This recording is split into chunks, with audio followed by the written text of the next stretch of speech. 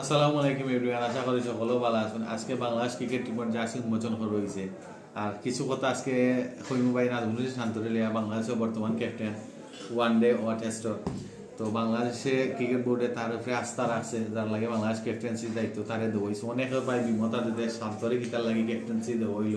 মিরাজ আছে, তাসকিন আছে, কিতার লাগি তাসকিন মিরাজে দিয়া নাজমুল শান্তরে ক্যাপ্টেন্সি দেওয়া হইল। এটা বড় কথা না ভাই।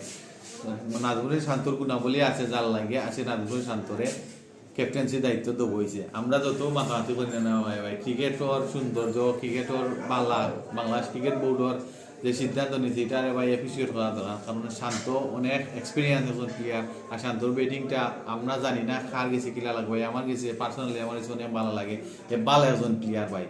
আর বাংলাদেশের যে একটা বালা ব্যাটসম্যান আছে বর্তমানে ব্যাটিং করে, তার ব্যাটিংটাও সবচেয়ে সুন্দর ভাই। আপনারা বালা হইয়া যদি তাকাইন ক্রিকেটের দিক দিয়া, বাংলাদেশ ক্রিকেটের দিক দিয়া শান্তরে ভাই আপনারা ফালাইতে পারতেন না। আর শান্তরে আপনারা সাপোর্ট করুক, আর শান্তরে নিয়ে ট্রোল করবা না ভাই। শান্ত অনেক ভালো একজন ক্রিকেটার, তারে সময় দিন ভাই। আরো কিছু সময় দিলে ভাই দেখবা হে আরো ভালো হইব। লাস্ট কয়েকটা ইনিংস দেখছি ভাই প্রায় 62 গড় তার, বুঝছেন না? 62 করে প্রায় ভাই 400-450 রান খান্দা খাসা ওলা পড়ছে ভাই কিছু ম্যাচে। তো তারে ভাই আমরা অতটা খারাপ না হইয়া তারে কিলা বালা করা যায়, তারে আমরা সবাই অ্যাপ্রিসিয়েট করতাম। আর আশা করি চ্যাম্পিয়ন হয়ে বিস্তারে বাংলাদেশের খেলা ভারতের লগে আমরা সবে দেখতাম। বাংলাদেশ ভারতে হারাইবা, আমরা জয় উদযাপন করবো। ঠিক আছে ভাই, সকল ভালো থাকবা। আসসালামু আলাইকুম।